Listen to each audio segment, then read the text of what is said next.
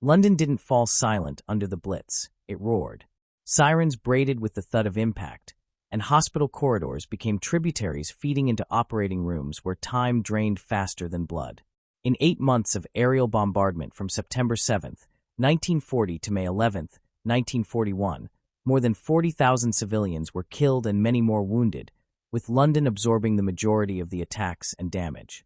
Ambulances queued outside basements and church halls repurposed as wards, and even the best surgeons watched pressure cuffs sink as if the numbers were being pulled under by the Thames. The city had courage. What it lacked was a way to slow shock. Whole blood, what most people picture when they hear transfusion, wasn't built for a city under siege. By the late 1930s, medicine knew how to collect it, chill it, and move it short distances. Citrate glucose anticoagulants allowed storage for several days, a leap forward from direct arm-to-arm methods of World War I, but still a brittle solution when streets were cratered and depots scattered. As bottles rode over cobblestones or waded in stalled lorries, red cells aged, membranes weakened, and viability ticked down. Later, new preservative formulas in the 1940s would stretch storage toward 3 weeks. But that wasn't the reality London woke up to each morning after a raid. The reality was refrigeration rooms that functioned like countdown clocks. Britain had not been idle. On the eve of war, planners inside the Medical Research Council and the new Emergency Blood Transfusion Service, EBTS, mapped a capital-wide network of donor depots. A telegram on September 3, 1939, "Start bleeding," triggered organized collection for a metropolis of about 8 million. The system's architects, notably Dame Janet Vaughan and Sir Lionel Whitby, designed collection, pooling, and dispatch routines that turned volunteers' gifts into bottled readiness. It was sophisticated, effective at neighborhood scale, and astonishingly fast to assemble. But bombs didn't respect routing diagrams, and the shelf-life math kept undercutting heroism at the bedside. The medical bottleneck was cruelly simple. Most wounded weren't dying because surgeons lacked skill. They were slipping into circulatory collapse before surgeons could operate. You stabilize first, then you cut. If a patient arrived with pressure in the basement and skin cold to the touch, you had minutes to restore volume. Whole blood could do it, if it was there, if it was fresh enough, and if it matched the patient's type. Missing any one of those conditions, the plan dissolved. Plasma, by contrast, the straw-colored liquid left after removing red cells, offered a different path.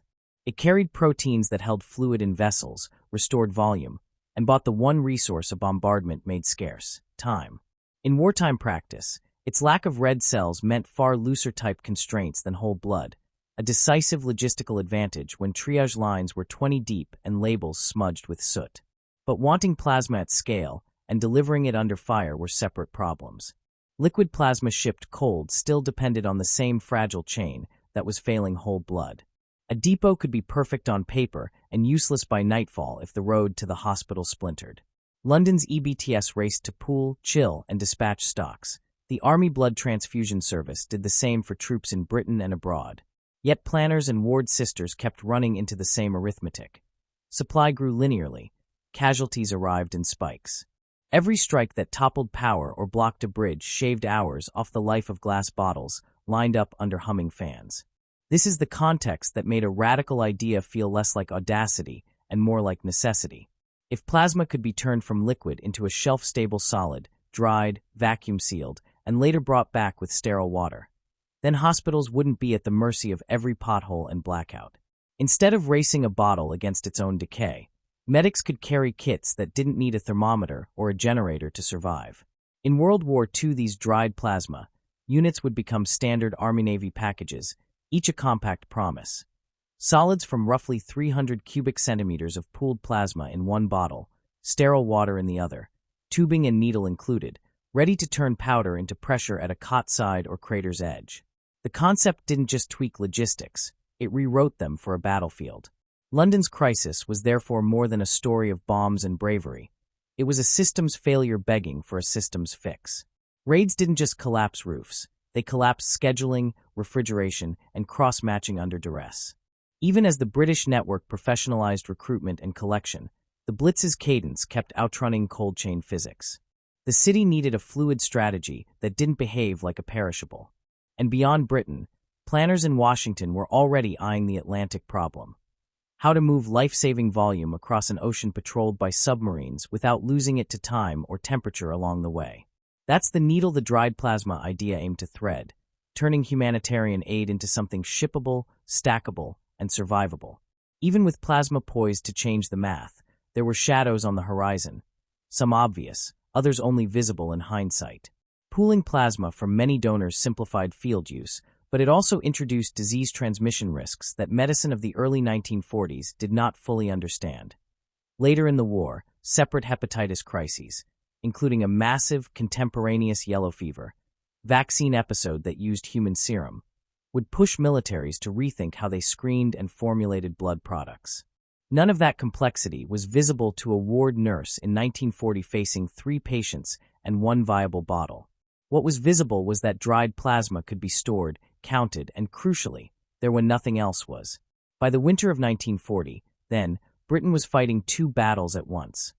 One against incendiaries and high explosive, the other against the physics of decay. The first demanded sandbags and searchlights. The second demanded an idea that could outlast a blackout.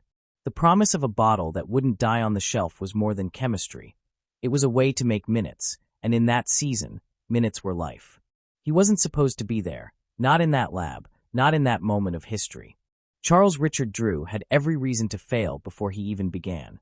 Born in 1904 in a segregated Washington, D.C., his childhood carried the quiet friction of 2 worlds. His mother, Nora Burrell, was a schoolteacher who believed discipline was armor, and his father, Richard Drew, worked as a carpet layer who taught his son the worth of precision. Charles was athletic, competitive, and fiercely focused, the kind of boy who always asked why and refused to accept, because that's how it's done. In early 20th century America, such questions didn't come easy for a black man who dared to look past boundaries set by others. At Amherst College, Drew's story began as a sports legend, not a scientist's. He earned a football scholarship and quickly became a star running back, known for his balance and intellect as much as his strength. Teammates saw him as the man who would outthink a defense rather than overpower it. But when injuries began stacking up, his curiosity turned toward what happened after the collision. How the body repaired itself, why shock killed some and spared others, why blood meant life one moment and death the next if handled wrong. It wasn't ambition alone that drew him to medicine, it was obsession. Graduation didn't open doors. Medical schools that praised his record suddenly went silent when they saw his face. Rejection letters piled like unpaid bills.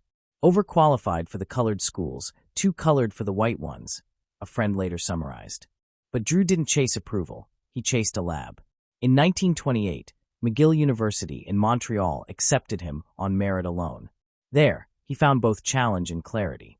Under Dr. John Beatty, he learned that medical progress comes not from genius alone, but from the audacity to question what others call settled science.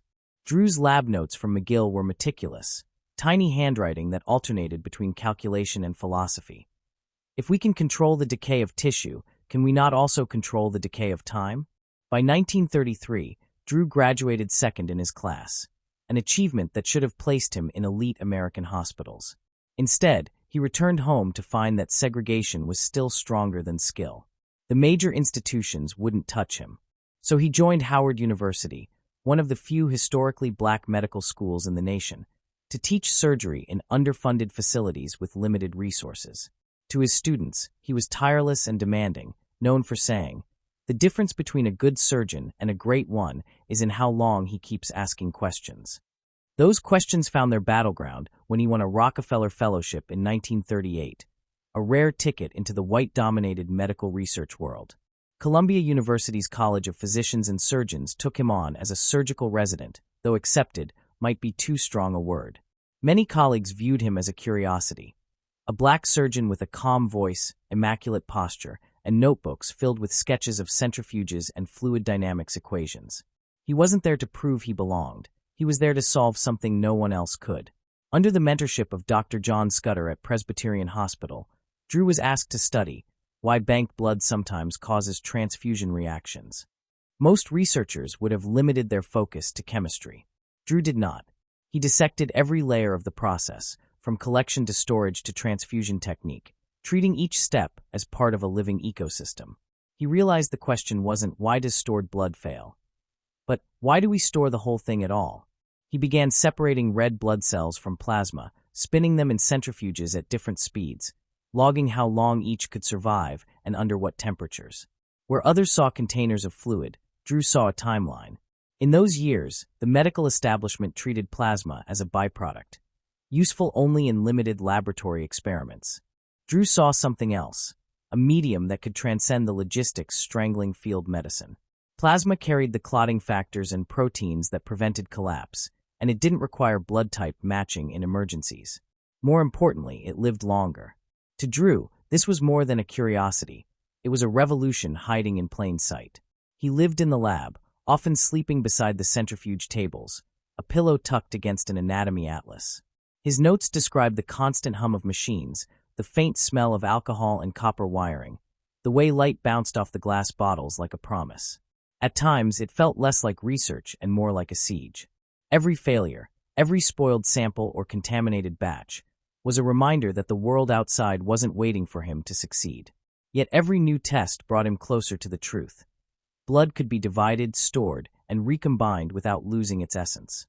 By late 1939, as Europe collapsed into war and news of the London Blitz filled American papers, Drew began to realize his experiments weren't academic anymore. They were blueprints for survival. The world needed a way to send blood across oceans, through heat and cold, without refrigeration or expiration. Drew's experiments with vacuum desiccation, the slow removal of water from plasma under low pressure, showed stunning stability. Samples that would normally decay in a week remained usable after months. Still, within the marble halls of Columbia, the idea was treated as improbable, even naive. "You can't scale theory," one colleague scoffed. Drew didn't argue. He kept testing. To him, impossible wasn't an answer. It was an opening statement. Every revolution in medicine had started the same way. An outsider staring too long at a problem everyone else had given up on. And that's what Charles Drew became. The outsider who refused to stop asking why the world kept bleeding when the answer might already be in his hands. It started with a simple observation, almost too obvious to seem revolutionary. Maybe the problem wasn't that blood spoiled. It was that doctors were trying to preserve the wrong part of it. Every medical textbook of the era taught that saving a life meant replacing what was lost, whole blood, red cells and all.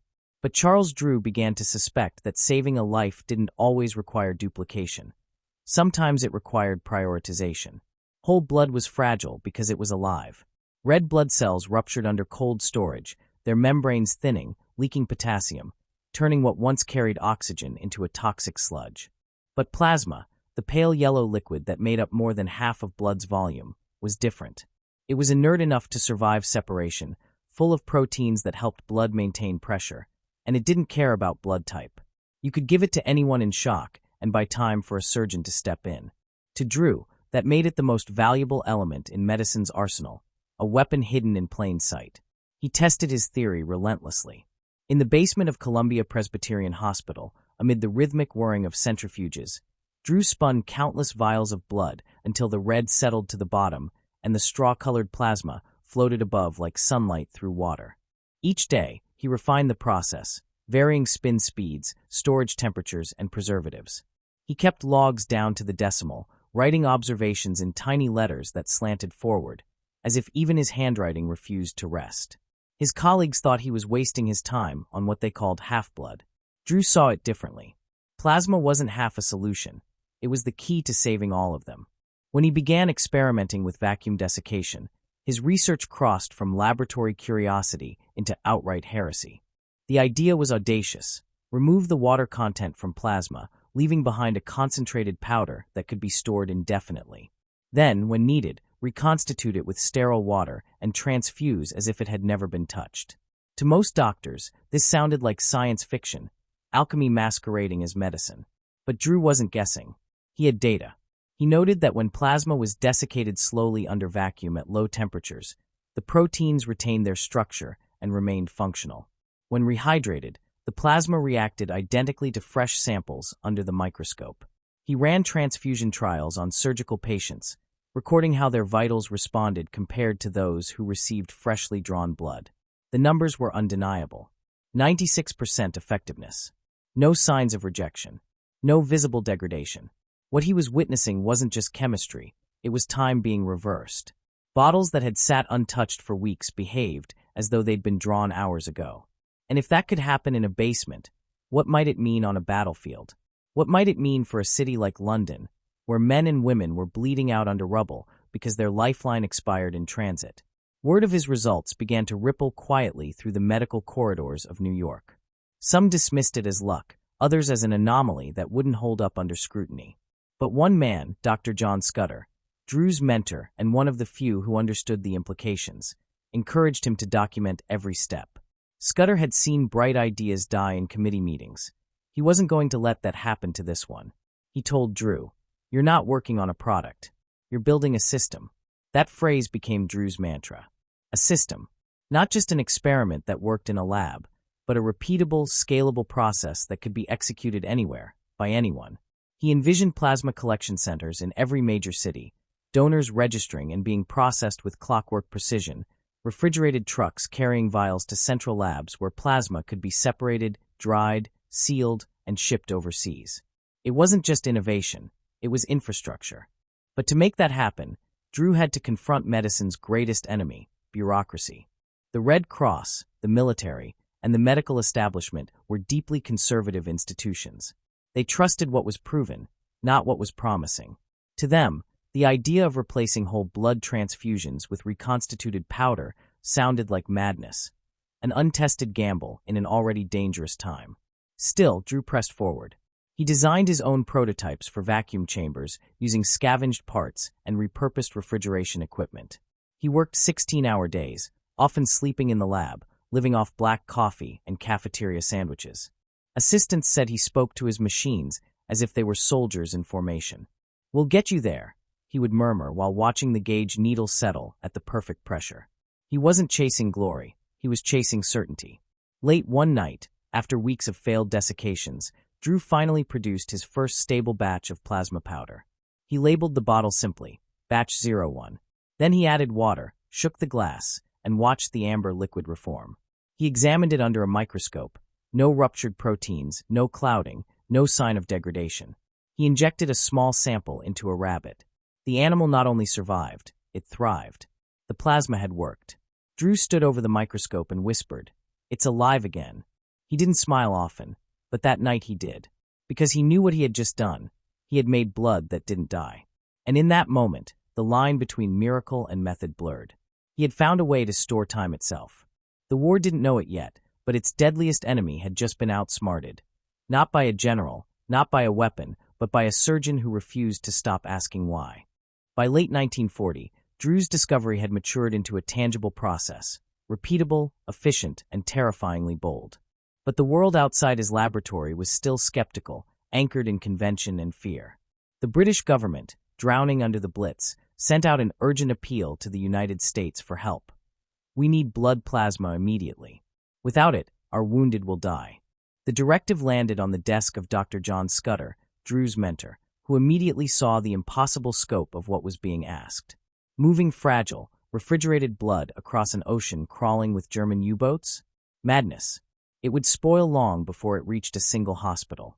In that meeting, surrounded by some of the most decorated doctors in America, everyone agreed the request was hopeless. Everyone except Drew. From the back of the room, he spoke 5 words that cut through the silence. "What about dried plasma, sir?" Heads turned. For 2 decades, scientists had toyed with the idea and abandoned it. It was unstable, they said. It coagulated. It failed under stress. But Drew had already done it, in miniature, in secret, with data to prove it. When he presented his findings, the room transformed from polite skepticism to controlled chaos. Some called it brilliant. Others called it suicidal. But no one could ignore the results. Drew explained how plasma could be separated, dried, stored at room temperature, and reconstituted anywhere in the world with nothing more than sterile water and a pair of steady hands. "Gentlemen," he said, holding up the bottle of amber powder, "this isn't a theory. It's a system. It works." The Red Cross officials were speechless. Dr. Scudder leaned forward, his tone measured but heavy. "How fast can you prove it works, Charles?" Drew didn't hesitate. 4 weeks. Give me 4 weeks, and I'll give you enough plasma to save 10,000 lives. That was the moment the war began to turn, not on the battlefield, but in a hospital basement. Drew was granted provisional authorization to demonstrate his process on a national scale. He didn't celebrate, he calculated. For weeks meant recruiting donors, establishing collection centers, designing containers, coordinating with the British government, and creating an entirely new logistics chain, all under wartime secrecy. The task was beyond colossal. But Drew had a gift no one else in that room possessed, an ability to turn chaos into protocol. He transformed Columbia's basement into a production line that looked less like a medical facility and more like a war factory. Industrial centrifuges spun blood day and night. Technicians in white coats labeled vials in assembly line rhythm. Vacuum chambers rumbled as they pulled the moisture out of plasma until it crystallized into golden powder. Each batch was weighed, sealed, sterilized, and tagged with an expiration date that stretched months instead of days. When Drew invited Red Cross officials to witness his demonstration on November 28, 1940, the air in the lab felt electric.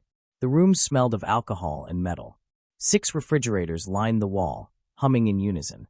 3 centrifuges spun in perfect synchronization. Drew stood beside a work table where 50 bottles of dried plasma rested under white light. "Gentlemen," he said, "these bottles have been stored at room temperature for 6 weeks. Watch closely." He took one bottle, poured in sterile water, shook it gently, and held it up to the light. The powder dissolved into a clear, amber fluid indistinguishable from fresh plasma. The men leaned in silent. Drew smiled faintly and continued, "This plasma can be shipped anywhere. No refrigeration, no decay, no loss of potency. You can carry it across an ocean or through a desert, and it will still bring a man back from the edge." One official, Dr. Frederick Rankin, frowned. "Even if you could make it work, what about the medics in the field? You're expecting soldiers with no training to handle sterile transfusions." Drew reached into a box and pulled out a compact kit, a sealed bottle of powder, a measured ampoule of water, and a simple instruction card illustrated for clarity. "You don't need a surgeon," he said. "Break the seal, pour the water, shake for 60 seconds, inject. It's simpler than tying a bandage." The room went still. It was as if everyone realized they were watching the future happen in real time. Scudder finally broke the silence. "If this scales," he said quietly, "we're talking about changing medicine forever." Rankin turned to Drew. "How many of these could you produce by January?" "As many as you'll let me," Drew replied. That night, the Red Cross board reviewed the proposal. It called for the creation of a national donor network, a system for plasma collection across the United States, industrial equipment for processing, and permission to ship medical supplies to Britain despite U.S. neutrality laws. The cost? Millions of dollars and an entirely new medical infrastructure. The risk? Failure in the middle of a war. But Drew didn't talk about risk. He talked about responsibility. "If we wait for perfect conditions," he told them, "people will die waiting." The vote wasn't unanimous, but it was enough. By December 20, 1940, the American Red Cross officially approved Project Blood for Britain and placed Dr. Charles Drew in charge as its medical director. When Drew walked out of that boardroom, he didn't feel victorious. He felt the weight of 10,000 invisible lives on his shoulders. Every hour from that moment would count. Every bottle would mean a body saved or lost. And for the first time, the impossible had been handed to the one man stubborn enough to make it real. In the months that followed, the basement that once echoed with the hum of centrifuges would roar like an engine of mercy. The world had just given Charles Drew a single word. Yes. Now he had to prove what that word was worth. January 1941. New York City woke before dawn to a quiet revolution. The wind off the Hudson carried the bite of winter, but inside hospital basements, the air buzzed with motion. Typewriters clacked, centrifuges spun, and the rhythmic hiss of vacuum pumps filled the corridors like industrial music. This wasn't just another medical experiment. It was an operation on the scale of a military campaign. Its commander? Dr. Charles Richard Drew. Drew had only 6 weeks to turn theory into logistics. 6 weeks to design a system capable of collecting, processing, and shipping thousands of bottles of plasma across a war-torn ocean. The task was so enormous that most experts thought it was doomed before it began. But Drew had no time for their doubts. He approached the problem like a general planning a campaign, mapping each phase, calculating every bottleneck, anticipating every failure before it could happen. He began by building an army, not of soldiers but of volunteers. Over 300 medical students, nurses, and technicians signed up, drawn by the idea that their work could save lives halfway across the world. They were divided into teams: collection, separation, desiccation, packaging, and shipment. Each team had written protocols posted on the walls. Everything from how to label bottles to how to sterilize equipment between batches. Mistakes weren't punished, but repeated ones were studied, logged, and eliminated. Drew's mantra echoed through the halls: "We don't waste blood, and we don't waste time." The first phase of his plan was donor mobilization. He partnered with hospitals, labor unions, churches, and universities, launching a wave of patriotic recruitment campaigns. Posters appeared on New York streets reading, "Your blood can save a life in London." Donation cards tracked every contributor: name, blood type, collection date, and batch number. In a city known for its indifference, people lined up outside clinics in the cold, waiting hours just to roll up their sleeves. Each morning at 6, refrigerated trucks began their routes, collecting sealed bottles from donor centers scattered across Manhattan and Brooklyn. By 9, they arrived at the main laboratory of the New York Blood Transfusion Betterment Association. The headquarters Drew had transformed into a production hub. What happened inside bordered on choreography. Technicians, wearing crisp white coats, unloaded bottles onto long stainless steel tables. They moved with speed and precision, checking labels, noting times, placing each bottle into centrifuges that spun at thousands of rotations per minute. The red cells separated from the plasma, settling into dark layers at the bottom of the glass. The upper liquid, clear, golden, and luminous under fluorescent light, was drawn off carefully into new containers. Next came desiccation. Large vacuum chambers, repurposed from industrial refrigeration units, hummed as they extracted water from the plasma. Inside, the liquid transformed slowly into crystalline powder, clinging to the walls of the bottles like frozen sunlight. The process took hours and required absolute precision in temperature and pressure. Too fast, and the proteins would denature. Too slow, and contamination could set in. Drew was there for every batch, stopwatch in hand, eyes sharp behind his glasses. He demanded perfection not because he wanted credit, but because a single flaw could mean a death thousands of miles away. Once dried, the plasma was sealed, sterilized, labeled, and packaged into wooden crates stamped with red lettering. Medical supplies, blood for Britain. Every shipment contained detailed manifests, donor counts, production dates, and testing results. Drew's obsession with documentation bordered on military discipline. He wanted every bottle traceable, every donor acknowledged, every success reproducible. The operation grew faster by the day. Within 3 weeks, his team was processing over 300 donations daily, producing enough dried plasma to fill entire cargo holds. The lab began operating 20 hours a day, rotating staff in shifts to maintain constant output. Drew slept on a cot between machines, waking at the faintest change in pressure or temperature.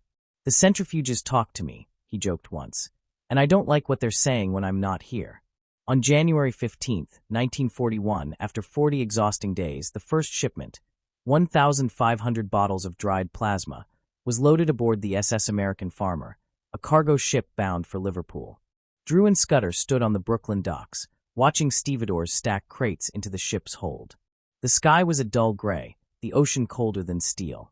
"We'll know in 3 weeks if it works," Scudder murmured. Drew didn't reply. He just nodded, gripping the railing until his knuckles went white. That night, after the ship disappeared into the Atlantic fog, Drew walked back to his office and wrote in his notebook. Shipment 01 departed. Weather uncertain. Faith steady. It was the most human entry in all his clinical notes. A glimpse of a man who carried the weight of thousands of strangers he would never meet. Behind him, the lab kept running. More donations came in. More plasma was processed. More bottles sealed. The project's success had ignited something larger than medicine. It was hope, condensed and bottled, ready to cross an ocean under fire. By February, Drew's operation had scaled beyond what anyone thought possible. Shipments departed weekly. Each crate that left New York meant hundreds of potential lives saved in London, Birmingham, and beyond. Nurses and soldiers began calling the shipments liquid gold. They had no idea who Charles Drew was, but his work was keeping their comrades alive. For Drew, though, success wasn't celebration. It was confirmation. The theory had held. The process worked. And now the question had shifted from "can it be done?" to "how far can we take it?" The answer would come soon enough. in a city across the ocean, where a single bottle of that golden powder would do what no prayer or bandage could. It would make the impossible bleed back into life. February 3rd, 1941. The snow outside London's hospitals had melted into black slush streaked with soot, the streets cratered and unrecognizable. Ambulances moved not by schedule but by instinct, following smoke, the smell of iron, and the sound of sirens that never stopped. Inside a makeshift hospital beneath a bombed-out warehouse, Dr. Jeffrey Keynes fought against a problem he'd come to hate more than the Luftwaffe, the clock. That night, a teenage girl named Sarah Collins arrived on a stretcher. A steel fragment from a collapsed building had slashed her femoral artery. Her pulse was fading, her blood pressure nearly non-existent, 50/30, dropping fast. Keynes knew the odds. Without a transfusion, she had minutes. But there was no blood. The last refrigerated stores had expired days earlier. The delivery truck that was supposed to replenish them had been obliterated by a bomb on the road from Surrey. The nurses looked at him with the helpless eyes of people who already knew the ending. Then someone handed him a small wooden crate stamped "Blood for Britain, plasma dried." Keynes stared at it like a relic from another world. Inside were glass bottles of yellowish powder, a printed instruction card, and small ampoules of sterile water. He had heard rumors about the American experiment, some new method of preserving blood, but had dismissed it as fantasy. No transfusion in history had worked from a powder. Still, as Sarah's lips went pale and her breathing stuttered, fantasy was better than nothing. He tore open a kit, added the sterile water, and shook the bottle. The powder dissolved instantly, swirling into a golden liquid clear as sunlight through honey.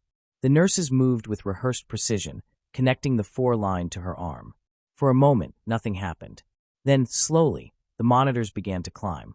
60/40, 70/50, 90/60. Color returned to her cheeks. The trembling in her hands stopped. And then, against all expectation, Sarah Collins opened her eyes. The room went silent. The nurses froze mid-motion, watching the impossible unfold. Keynes exhaled for the first time in 10 minutes, staring at the bottle of reconstituted plasma as if it were a miracle disguised as science. "What is this?" one nurse whispered. Keynes simply said, "Hope in a bottle." That night, when the bombing finally stopped, he sent a cable to New York. Plasma arrived. Tested on critical patient.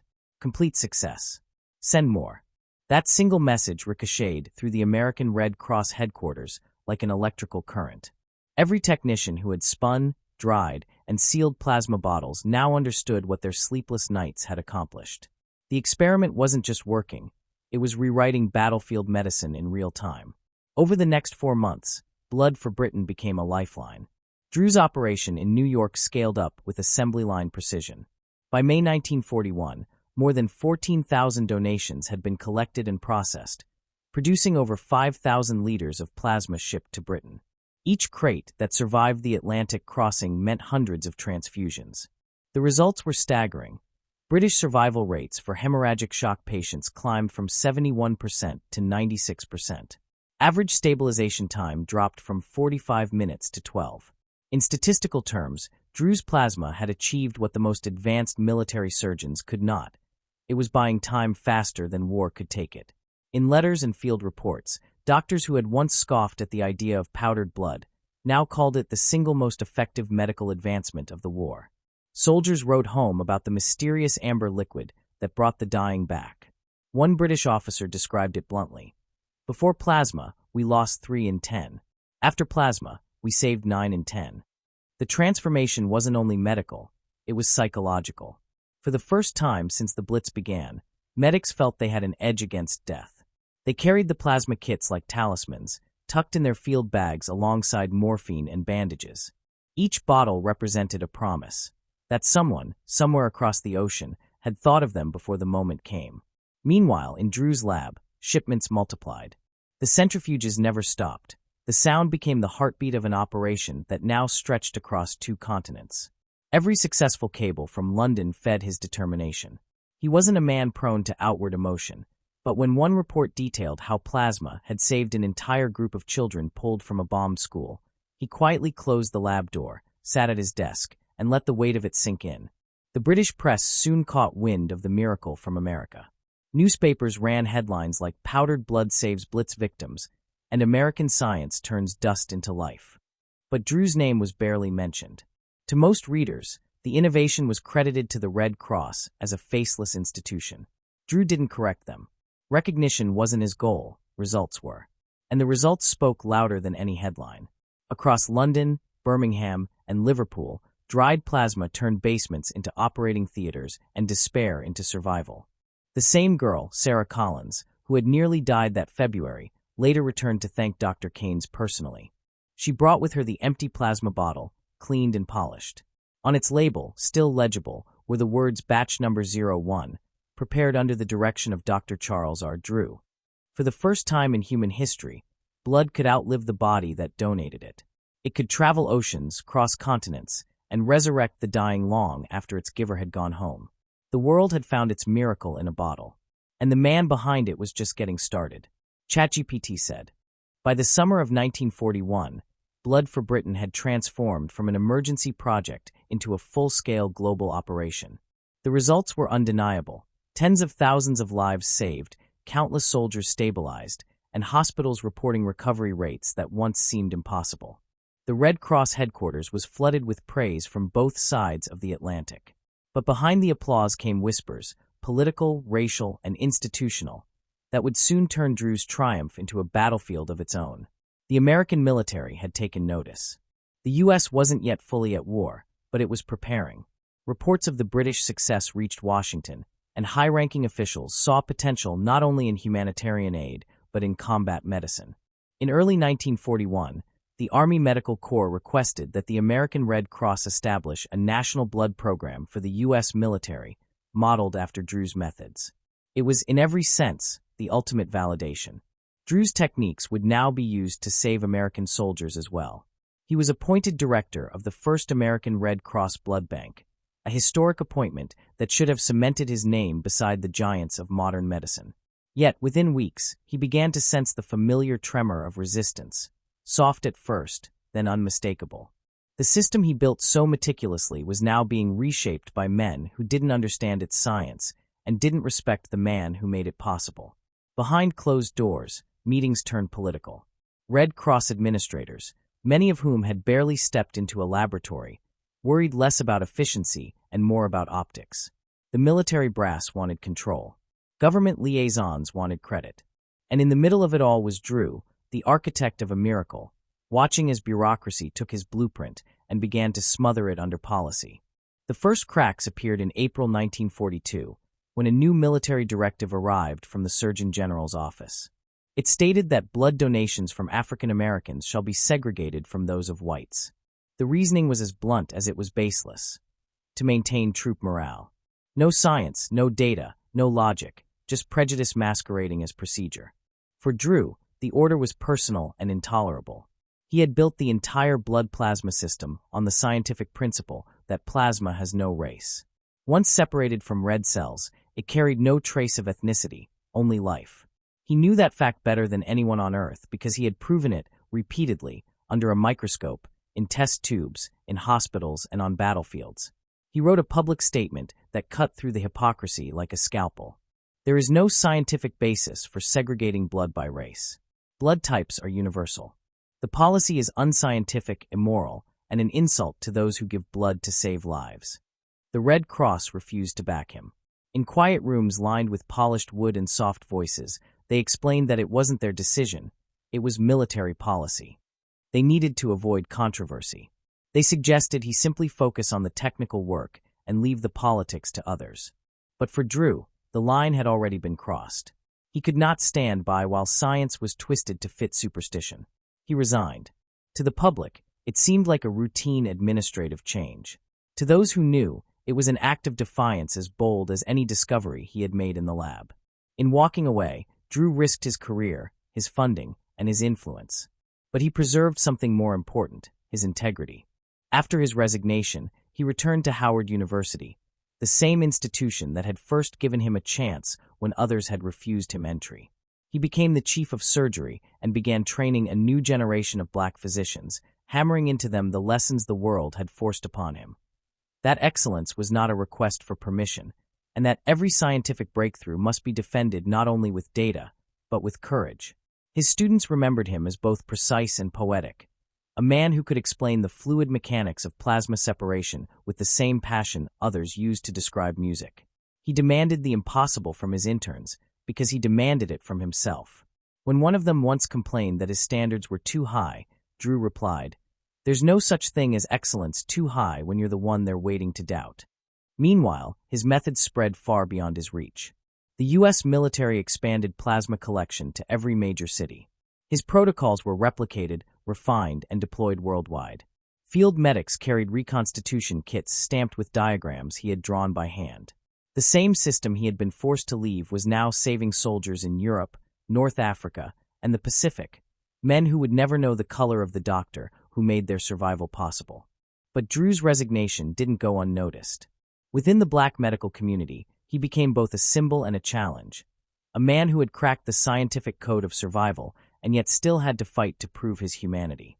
Newspapers like the Chicago Defender and the Pittsburgh Courier called him the man who gave the world blood and took none of its lies. Outside of those circles, his name faded into institutional anonymity. The Red Cross issued polite acknowledgments, but avoided placing his face on their triumph. Even when they later admitted their segregation policy had been scientifically indefensible, they did so quietly, with no apology to the man who had stood alone against it. But Drew didn't need their credit. His revenge was simple. Every drop of plasma that saved a life, whether it came from a white donor or a black one, was proof that his truth had won. And though he would never say it aloud, his students often recalled that when he walked through the corridors of Howard University, you could see the weight of it all in his posture. He was a man who had saved millions, but lived in a world that still questioned if he belonged in his own story. Yet even then, he carried himself with the quiet authority of someone who had already written his legacy in blood, and knew that no prejudice, no bureaucracy, and no lie could erase it. Because Charles Drew hadn't just found a way to preserve plasma. He'd found a way to preserve principle. Spring of 1950. The war was long over, but Charles Drew's life still moved like a campaign. Tight schedules, lectures, surgeries, and the endless line of students who wanted to learn from the man who had rewritten medical history. He had become chief of surgery at Howard University, balancing the precision of a scientist with the humanity of a teacher. His days were filled with movement, early morning rounds, classes that ran too long, and late-night research sessions that bled into dawn. He was 45 years old, and though the world didn't treat him as its hero, his work had built the foundation of modern transfusion medicine. That April, Drew was scheduled to speak at a medical conference in Tuskegee, Alabama, a gathering of black physicians and educators. It wasn't an ordinary trip. It was a reunion, a moment of pride for a generation of doctors who had been told all their lives that they would never stand at the same table as white surgeons. Drew planned to drive himself and 3 colleagues down Highway 49, a route that sliced through Carolina farmland and long stretches of dirt road. He had made the drive before, long, quiet, reflective.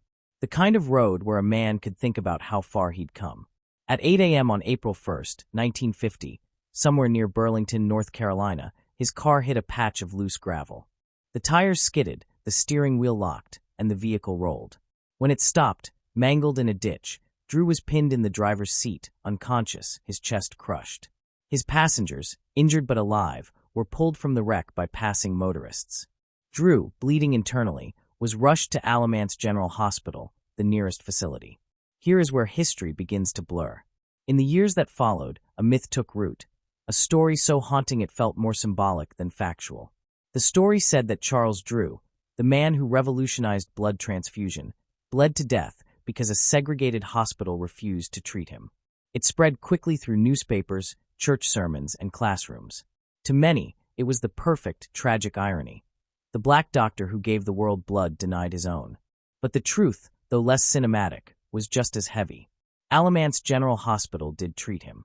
The staff worked frantically to stop the bleeding, performing emergency transfusions and chest compressions, but Drew's injuries were catastrophic. His chest cavity was shattered, his leg fractured, and his internal organs crushed. He died within 2 hours of the crash, too damaged for any surgeon, even himself, to save. His colleagues, still alive in the car, later gave sworn statements. He received immediate care, one said. There was nothing more anyone could have done. Yet the myth persisted, and perhaps for good reason. Because it felt true.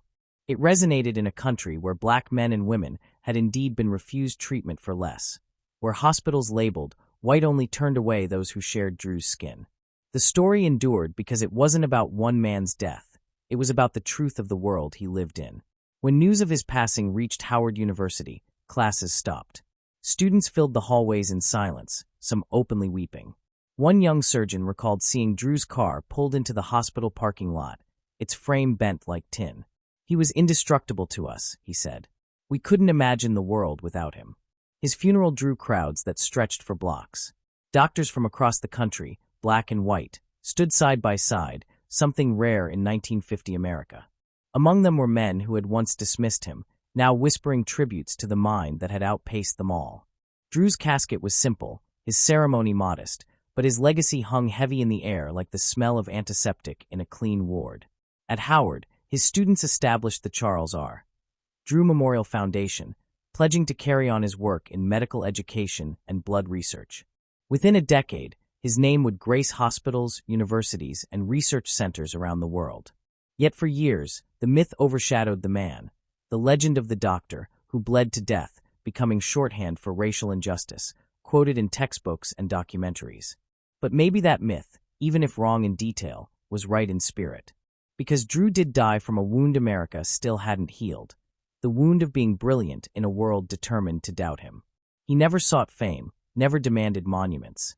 He wanted systems that worked, hospitals that didn't waste lives, and science that served everyone equally. In his final lectures, he told his students, "If your work saves someone you'll never meet, then you've done something eternal." And that's exactly what he did. The world lost him on a quiet North Carolina road, but his work outlived him by generations. Every transfusion, every plasma unit, every trauma survivor who opened their eyes because of a yellow bottle, they all carried a fragment of Drew's defiance in their veins. He was gone.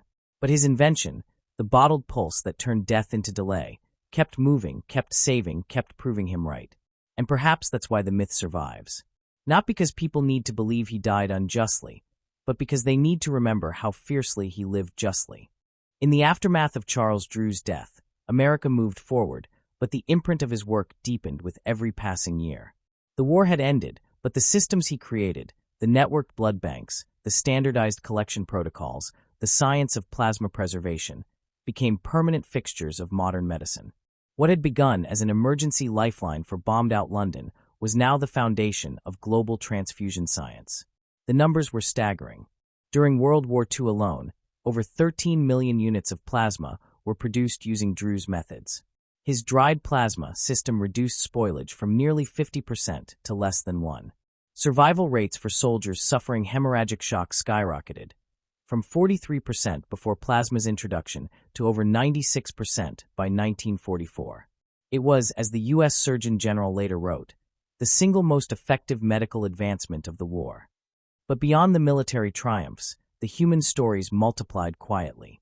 In Europe, medics told of soldiers who had arrived at field hospitals unconscious, blood pressure nearly zero, and walked out a week later because a bottle of golden plasma had kept their hearts beating. In the Pacific, doctors fighting malaria and infection discovered that plasma could also stabilize men too weak to undergo surgery. And on the home front, civilian hospitals adopted Drew's protocols to handle everything from childbirth complications to industrial accidents.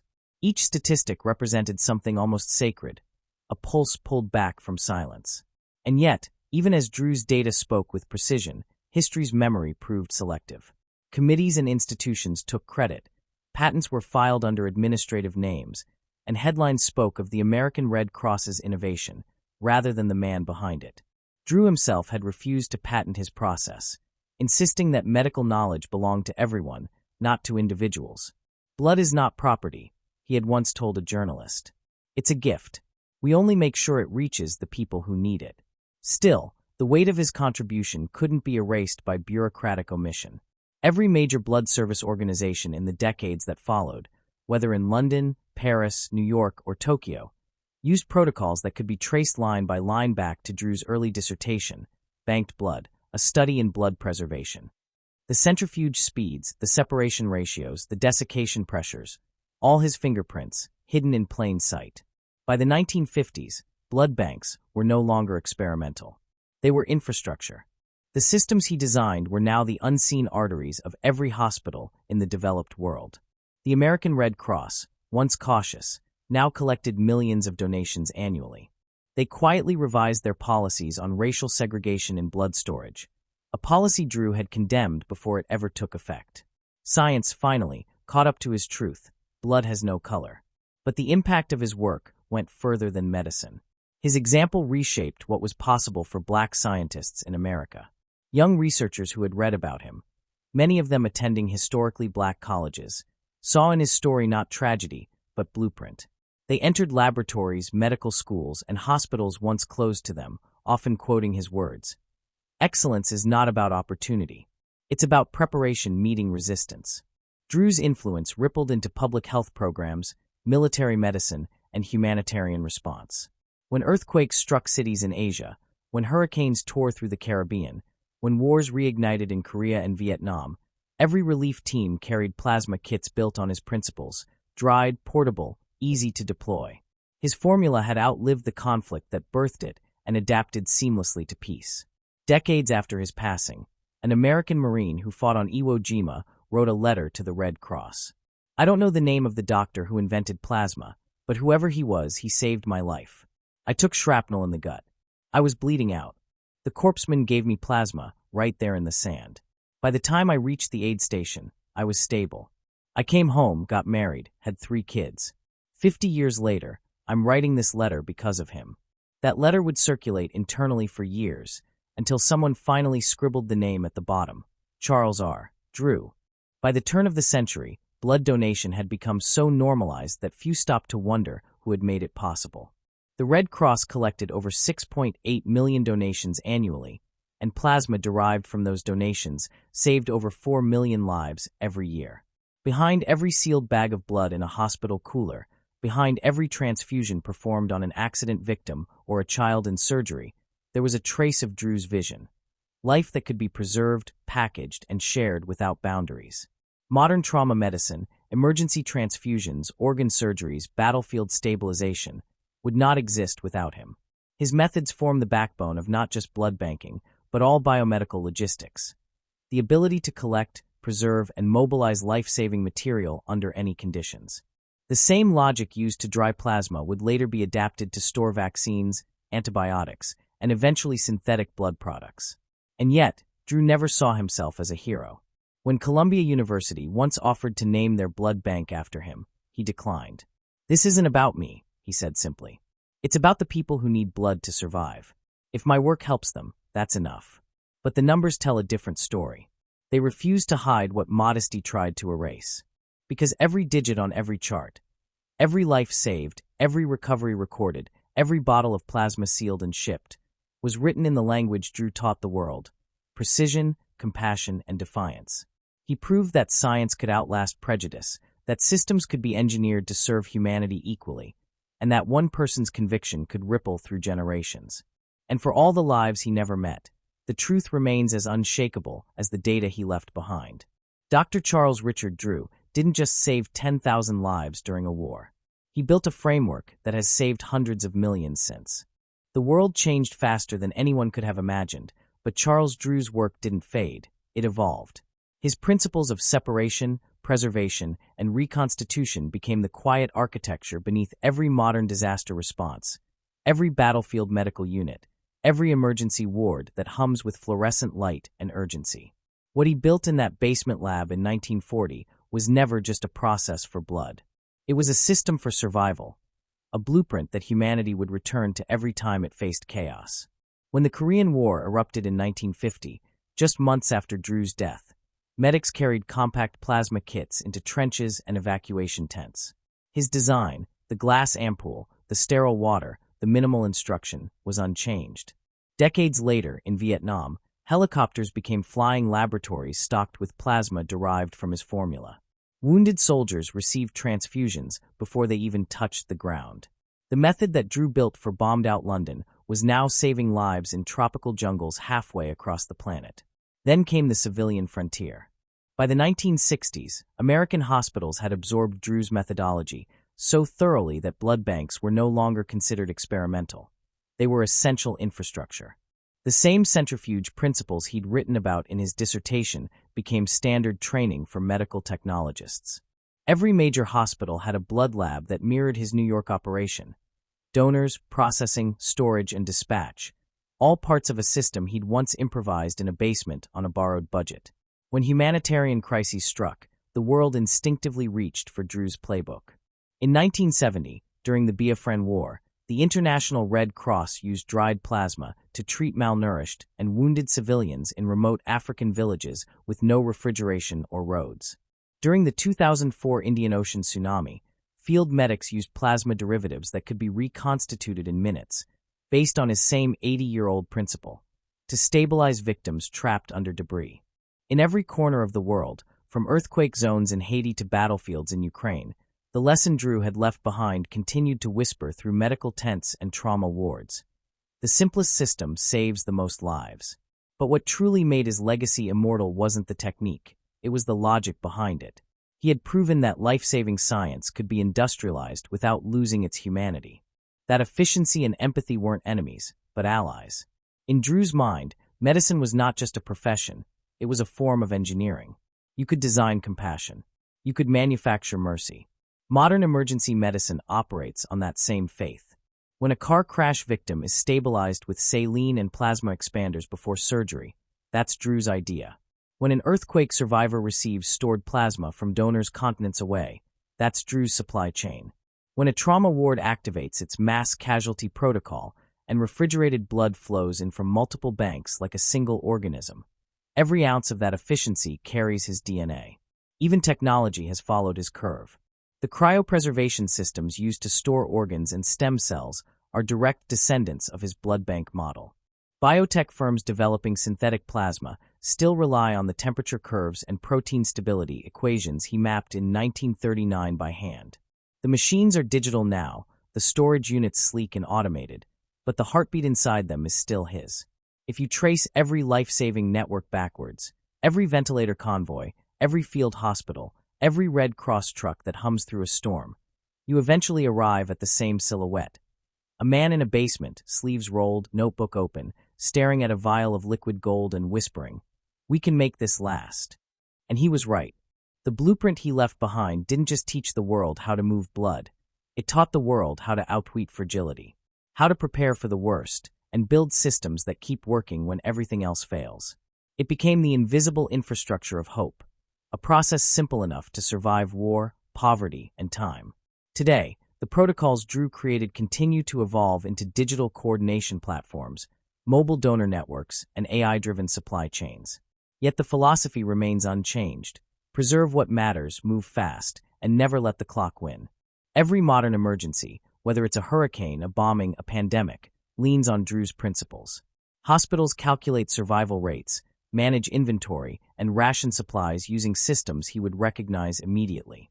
Even the global COVID-19 response in 2020, where plasma therapy became a lifeline for critically ill patients, was a direct echo of his work. The same language, separation, preservation, distribution, appeared in government briefings 8 decades after he'd written it into his notes. If Charles Drew walked into a trauma ward today, he'd understand it instantly. The machines would be more advanced, the computers faster, the charts digital, but the process would feel familiar. The rhythm of the centrifuge, the scent of sterilized steel, the steady drip of amphor, all of it part of the living orchestra he composed long ago. He never patented his discovery, never built a company, never sought fortune. But what he built was far more valuable, a system that outlived him, self-replicating, unstoppable. Every country that copied his process became a part of his legacy. Every donor who rolled up their sleeve became a collaborator in his life's work. Some legacies exist in monuments. His exists in movement, blood flowing from one person to another across boundaries, languages, and time. That was his hidden blueprint, not just for medicine, but for humanity itself. A quiet, unbreakable network of compassion, designed by a man who refused to let lives be measured by distance, color, or circumstance. And that blueprint, more than any discovery, ensured that when the world starts to bleed again, whether from war, disaster, or disease, it already knows how to heal. Every revolution comes with attacks, and Charles Drew paid it in silence, exhaustion, and the slow erosion of peace that genius often demands. The world remembers the triumph, the bottles of plasma, the saved lives, the legacy, but not the personal toll that came with being first. The cost of innovation is rarely just labor. It's isolation. It's sleepless nights under buzzing fluorescent light, the hum of centrifuges standing in for companionship, and the weight of knowing that if you fail, no one will ever let someone like you try again. Drew lived his life in two battles, one scientific, one social. The first was waged with equations, centrifuges, and the stubborn insistence that time could be defeated with precision. The second was quieter, harder to chart, a war against the invisible walls of prejudice that hemmed in every step he took. He didn't have the luxury of being just brilliant. He had to be unimpeachable. A single error would confirm every unspoken doubt, every whispered slur, every door that had once closed in his face. That's why he worked the way he did, methodical, meticulous, nearly unforgiving. Colleagues at Howard remembered him as a man who demanded more from his students than seemed humanly possible. Perfection isn't pride, he once told a resident. It's protection. He knew that excellence was his only armor in a world eager to see him bleed. There were nights when the cost showed. After long surgeries, he'd linger in the empty operating room, peeling off his gloves slowly, staring at the tiled walls. The hum of the overhead lights was the same sound that had followed him since the Columbia basement, the echo of solitude disguised as progress. To his students, he was steel.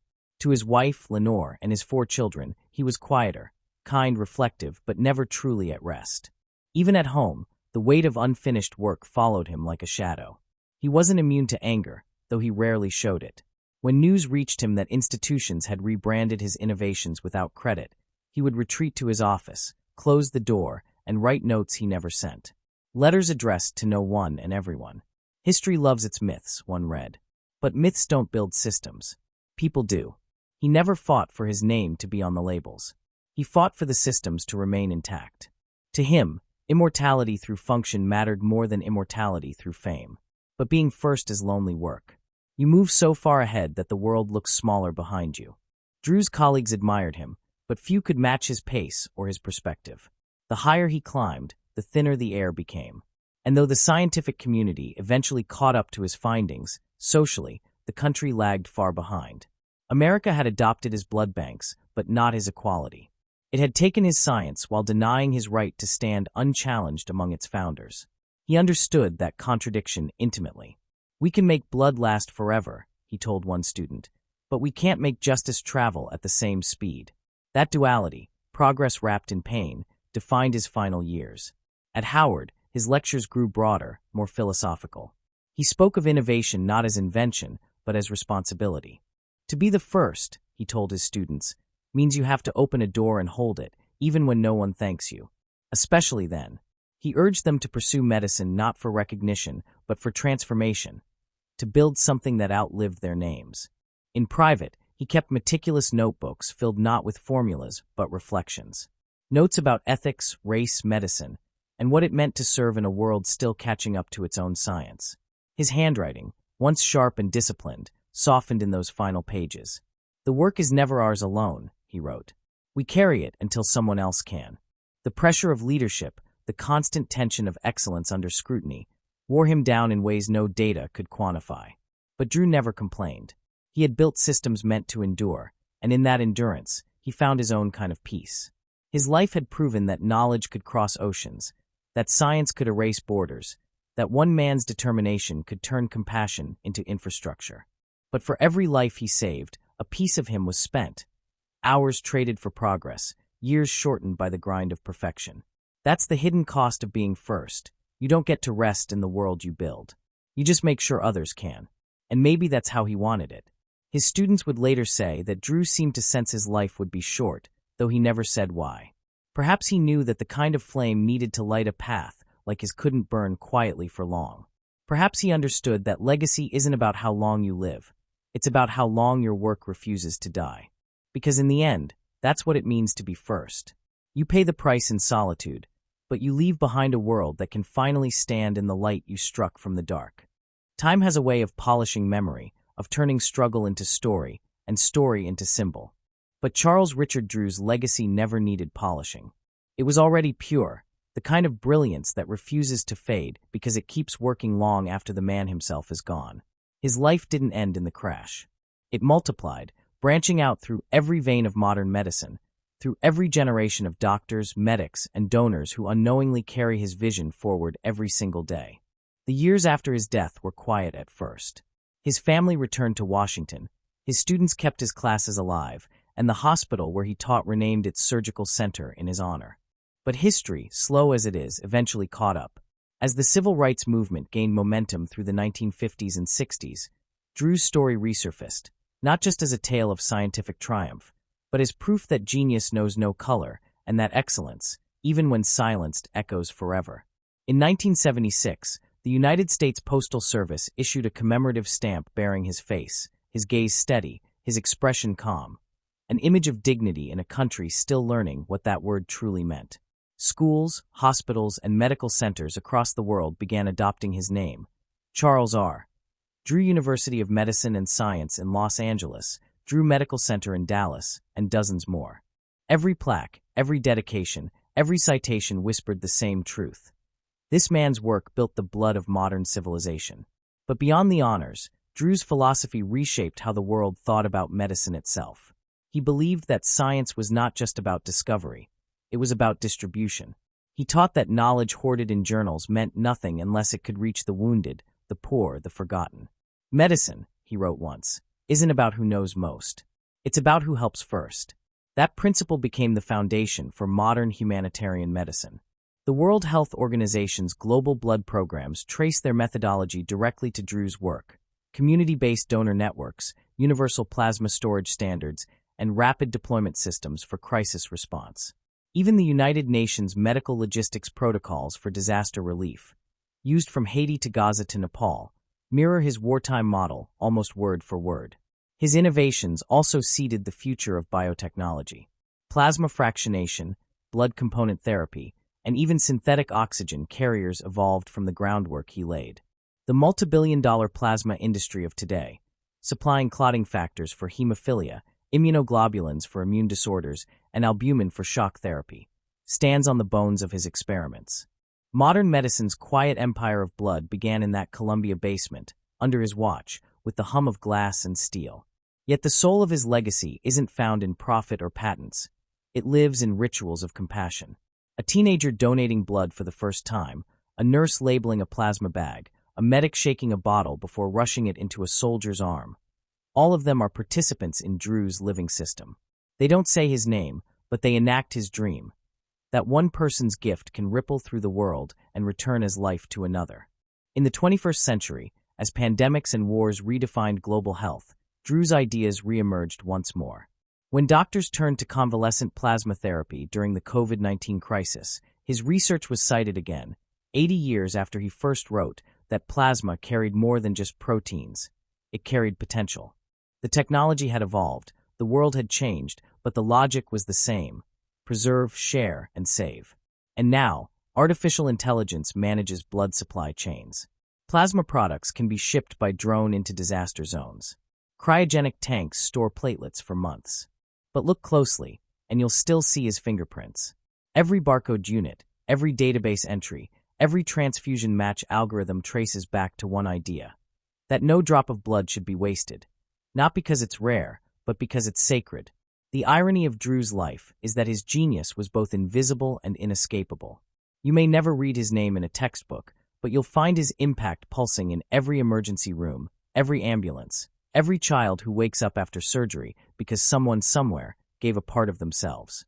He lived in a time that tried to limit him, but he built something limitless. He faced a system that doubted him, and he replaced it with one that outlived it. He turned compassion into an equation, and the equation still balances. Today, if you stand in a hospital blood bank, you can hear it: the steady hiss of centrifuges, the click of glass, the whisper of refrigerated doors opening and closing. It's the same rhythm that played in Drew's lab all those years ago. The sound of precision, mercy, and motion. The sound of a man's heartbeat becoming a global pulse. Because in the end, his greatest invention wasn't dried plasma or a donor system. It was continuity, the unbroken chain between giver and receiver, between science and humanity, between one man's courage and the countless lives he would never see. Charles Richard Drew didn't just change medicine. He taught the world how to make life transferable. And in that transfer, his own life never really ended. Some legacies end when the applause fades. Others become invisible because they're everywhere. Charles Richard Drew's belongs to the latter. You won't see his name on the bag hanging beside a hospital bed, or on the refrigerated trucks humming toward disaster zones. But he's there in the system, woven into the world's survival reflex. Every day, millions of small miracles play out in quiet rooms. A newborn in crisis stabilized with plasma, a soldier revived on a field miles from safety, a mother in surgery pulled back from the brink. None of them know his story. None of them need to. That's the point. Drew didn't design his work to be remembered. He designed it to work without him. That's the paradox of true immortality. The more it succeeds, the less visible it becomes. Even now, when medicine pushes toward synthetic organs and gene editing, his fingerprints remain under the glass of every lab bench. The algorithms that route blood shipments across continents follow his same logic: precision, preservation, movement. Artificial blood substitutes still rely on his principle of stabilizing oxygen-carrying proteins. Plasma derivatives for burn victims and immune therapies still trace their lineage to the equations he scribbled in 1939 with a fountain pen. In a sense, modern medicine still lives inside Drew's experiment, a continuous transfusion of ideas that never stopped flowing. But perhaps the truest measure of his immortality isn't technological. It's ethical. His stand against segregated blood was more than protest, it was prophecy. He saw a truth that outlived politics, that biology doesn't care about borders, color, or creed. In an age built on division, he built a system of unity, a network where life passed freely between strangers, bound not by similarity, but by need. Every donor who sits in a clinic chair unknowingly affirms that truth. Every transfusion, every matching process, every anonymous exchange of blood between people who will never meet is Drew's quiet rebellion made permanent. He proved that empathy could be industrialized without losing its soul. That technology could scale kindness. His name now graces medical schools, research centers, scholarships, and hospitals around the world. But his truest memorial is invisible, a bloodstream that encircles the planet. Walk through any hospital at night, past the soft beep of monitors and the low murmur of nurses on rounds, and listen. The sound of plasma flowing through a tube is the sound of his victory. The pulse returning to a patient's wrist is the sound of his defiance outlasting prejudice, ignorance, and time itself. Charles Richard Drew didn't live to see the world that learned from him, but the world lives because he did. His work turned mortality into mathematics, chaos into coordination, despair into data. And in doing so, he revealed something profound. Sometimes the most powerful revolution doesn't announce itself. It moves quietly, cell by cell, heartbeat by heartbeat. And when you think about it, that's fitting. Because Drew never wanted monuments. He wanted continuity. He wanted movement.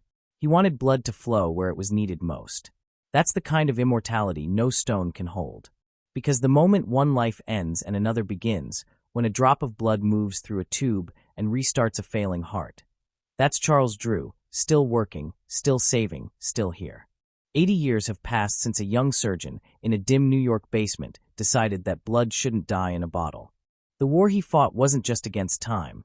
It was against indifference, bureaucracy, and the quiet cruelty of limits. And in the end, he won. But the real miracle isn't what Charles Drew built back then.